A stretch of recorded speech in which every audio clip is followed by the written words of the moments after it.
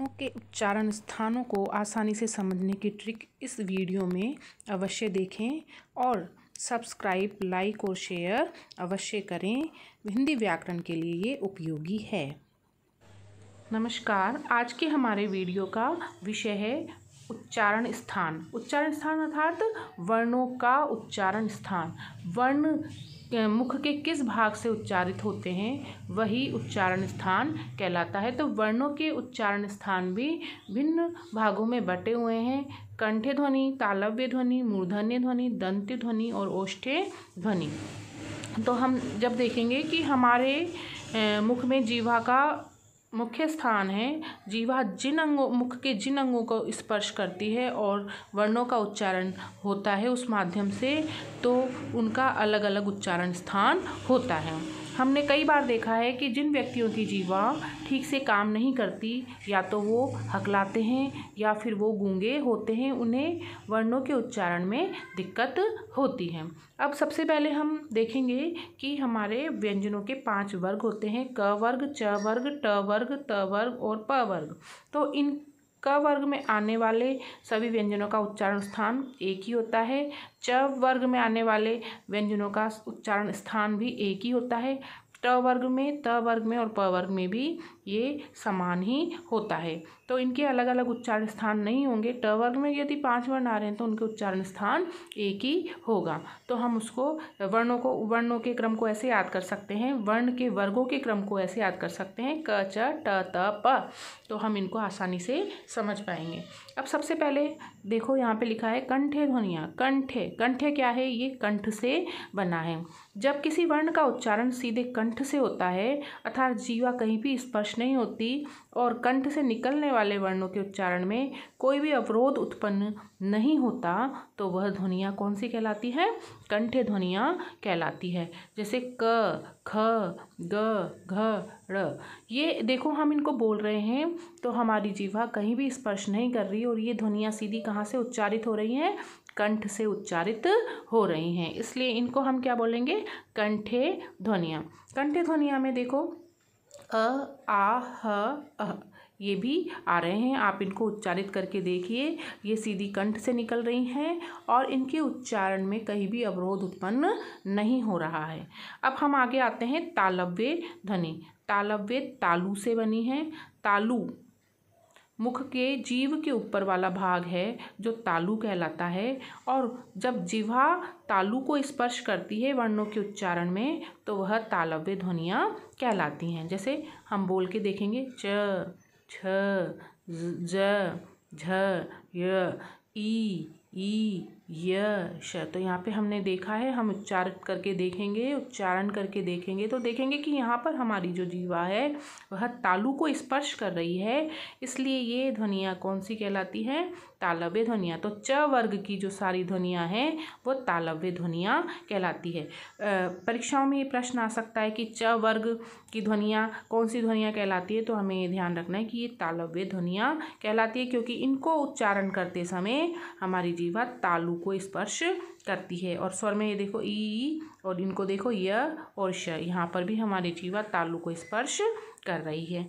आगे है मूर्धन्य ध्वनि।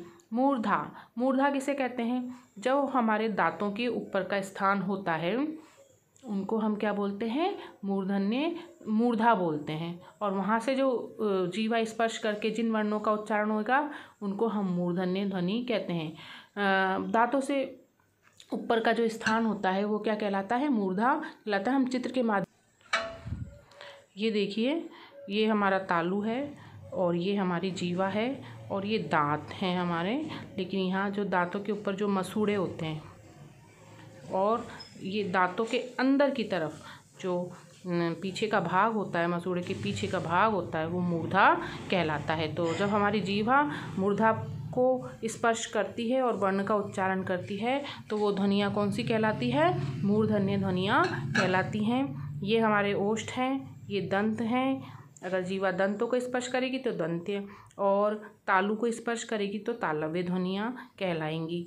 तो हम इसको ऐसे तो मूर्धा से स्पर्श, जब हमारी जीवा मूर्धा से स्पर्श करती है तो वो ध्वनियाँ कौन सी कहलाती है? मूर्धन्य ध्वनि कहलाती है। ट वर्ग के सारे व्यंजन मूर्धन्य ध्वनि के अंतर्गत आते हैं। बोल के देख सकते हैं हम। ट, ठ, ड, ढ, न। ये दांतों के ऊपर अंदर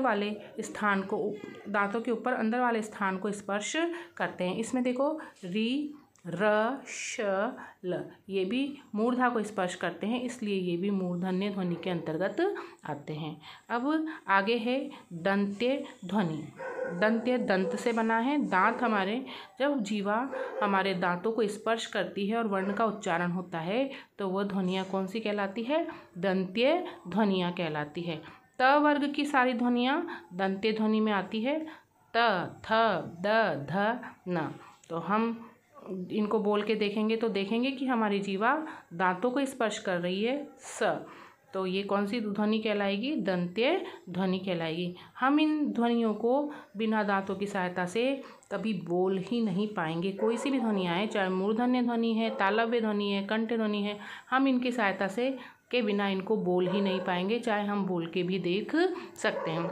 ओष्ठ्य ध्वनियाँ, जहाँ पर ओष्ठ स्पर्श करे या हमारे ओष्ठ की आकृति बदल जाए उन ध्वनियों को, या दोनों ओष्ठ एक दूसरे को स्पर्श करें, तब वो ध्वनियाँ कौन सी कहलाती है? ओष्ठ्य ध्वनि कहलाती है। जैसे प, फ, ब, भ, म। यहाँ पर हम देख रहे हैं कि जब हम इनका उच्चारण कर रहे हैं तो हमारे दोनों होंठ मिल जाते हैं, तो ये एक ओष्ठ्य ध्वनियाँ कहलाती है। प वर्ग की जो सारी ध्वनियाँ हैं वो कौन सी हैं? ओष्ठ्य ध्वनियाँ। और ऊ के उच्चारण में हमारे होंठ बिल्कुल सिकुड़कर गोल हो जाते हैं, इसलिए इनको भी हम क्या बोलेंगे?